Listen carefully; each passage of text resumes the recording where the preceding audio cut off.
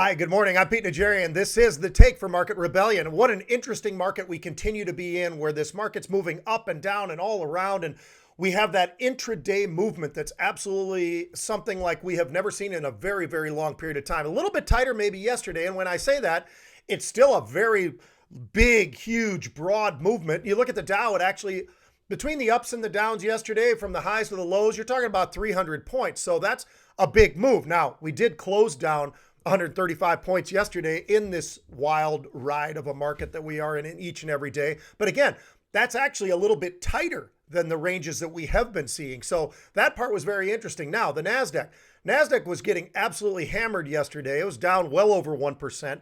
Definitely a dislocation from the Dow early on, but the Dow or the NASDAQ did start to rally back. And part of that rally back came from semiconductors. They were getting hit early, and then a nice little bit of a rally, at least off of the lows, that actually lifted up the NASDAQ to only finish down about 0.75% yesterday.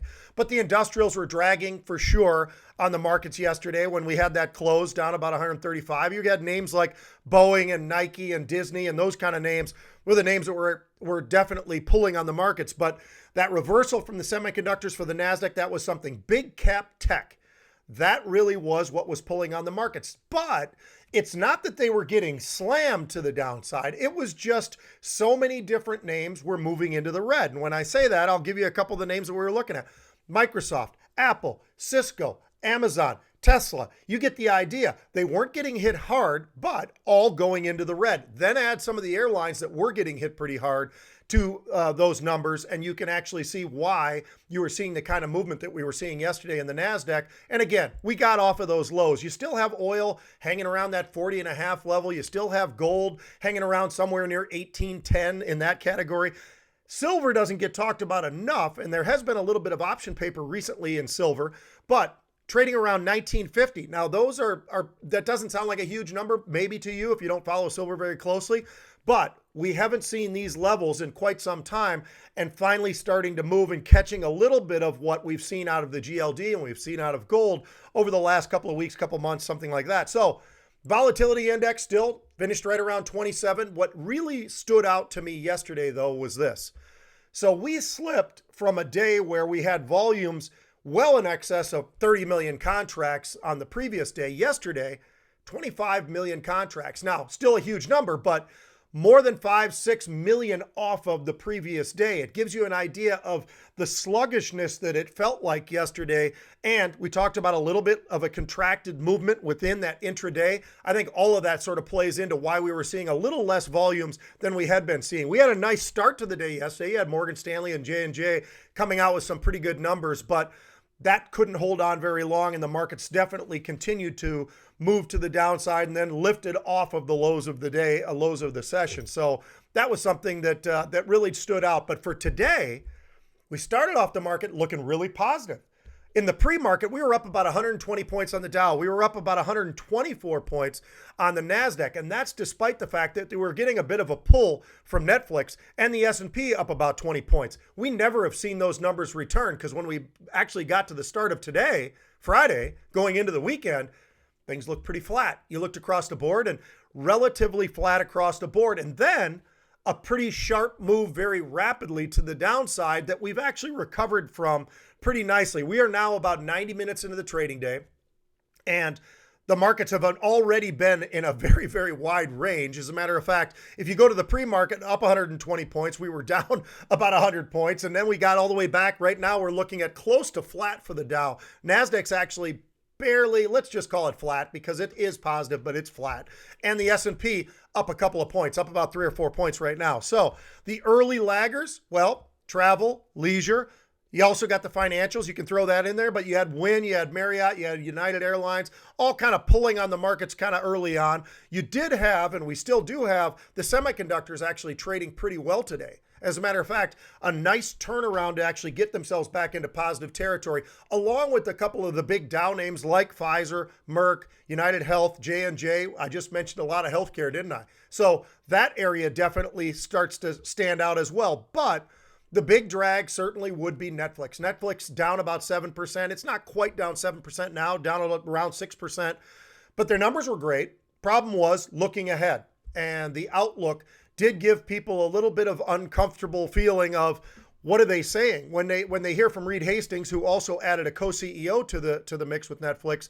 When they're listening to the report and they hear about the outlook not quite as bright as maybe some of the estimates were, and it makes a lot of sense. Let's be honest, when we talk about the pandemic and the excess of those that are stay at home and the streaming and all the rest of that, it would make sense. It shows you a very honest outlook from the C-suite of Netflix, giving a prediction of, hey, look, things have been great. They're going to continue to be great, but we're probably going to see a bit of a pullback from the huge subscriber numbers and the ads that we put on from this last quarter. Now, that disappointment, just to give you an idea, they were looking for a little over 8 million ads. They got over 10 million ads in terms of new subscribers. So that certainly did stand out, and that really will stand out. And that's going to be something that's going to be focused on throughout the day, Netflix, because as we've gotten now a little bit deeper into earnings season, we've heard from financials. We've heard another bullish story from financials in terms of earnings again today. So the consistency of what we're hearing there and the financials